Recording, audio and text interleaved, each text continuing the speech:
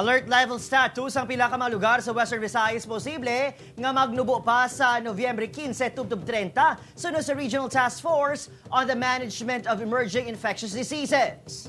Iloilo City yara na sa Alert Level 1 kung basehan ang pinakaulihing nga monitoring sang DOH-6. May detalye si John Sala live. John?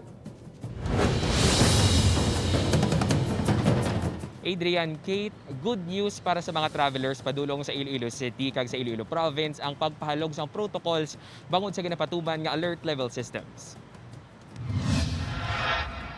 Nagsugod kahapon ng pagpatuman sa alert level system sa Western Visayas bilang kabahin sa extended implementation sa lawas ang National Capital Region. Alert level 4 ang Bacolod City, alert level 3 ang Iloilo City, samtang alert level 2 naman ang Aklan, Antique, Capiz, Guimaras, Iloilo Province, kag Negros Occidental. Apang sunod sa Regional Task Force on the Management of Emerging Infectious Diseases, posible nga magnubo pa ang alert level status sa mga area sa rehiyon sa Nobyembre 15 tubtob 30. Pero basi may mga changes pagidman kita because sa subong sa sitrep naton, sa bago naton nga sitrep, and Bacolod City is now alert level 3. Si Iloilo City even nagde-escalate siya to alert level 1. But siguro ma-reflect pa ini siya sa next naman naton nga issuance sang IETF. Suno sa Iloilo City COVID-19 Task Force, talulupang dun man gid ang pagnubo sang kaso sang COVID-19 kag healthcare utilization rate sa syudad. Mataas man ang vaccination percentage sa city sa diin naglabot na sa 77.54%. Welcome development kina sa aton dyan, no? Sa actually si Mayor Chair Tanyas kanina ngambal nga mapil kita yan, no? Kaya naton yung kategory kung mabasi kita sa data pang alert level 2 gitman. Samtang tanan nga mga inbound travelers padulong sa Iloilo City ang hindi na kinahanglan pa nga magsumitera sa mga dokumento apang kinahanglan sa gihapon nga mag-agi sa SPAS. Nagpasalig man ang Iloilo City Government nga mas mahapos na ang proseso sa karon. Samtang santo sa Executive Order 646 ni Iloilo Governor Arthur Defensor Jr., hindi na mag-require pa sang negative RT-PCR test ang provincial government sa mga fully vaccinated returning residents, non-residents kag apor.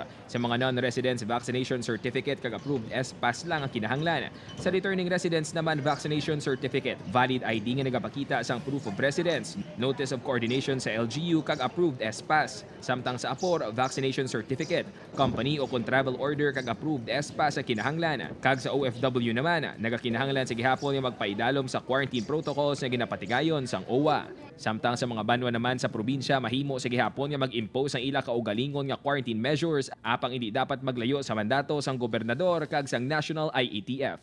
Radically depart from the executive order and the guidelines. Halimbawa, siling ko lang hindi ka radical na pag na-depart, so is that after a few days, you test again. Kate, kung basihan naton ang latest COVID-19 monitoring sang Department of Health 6, low risk na ang healthcare utilization rate sang tanan nga mga probinsya kag Iloilo City. Samtang ang Bacolod City naman ang nagapabilin nga moderate risk.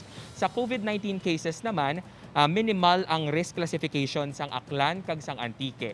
Low risk ang Capiz, Guimaras, Iloilo City, Iloilo Province kag Negros Occidental, samtang moderate risk ang Bacolod City. Kate? John, anong makapamatuod nga legitimate ang vaccination certificate? Paano ini mabalance ang LGU bangod alinsang una nagakatabo gid ang pagpameke?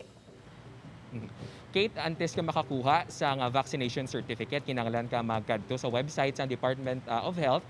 Kag diri kinahanglan mong ibutang ang mga datos sa kinahanglan. For example, imong ngalan, saan o ka nakakuha sa imong first dose, second dose, kag ang imong vaccination site. Kung ma-verify na sang website ang ini nga mga datos, dira lang sila mag-issue sa imo sa QR code kag ini ang imo sara nga ipresentar sa mga local government units nga imo padulungan. Kate? Madamo nga salamat, John Sala.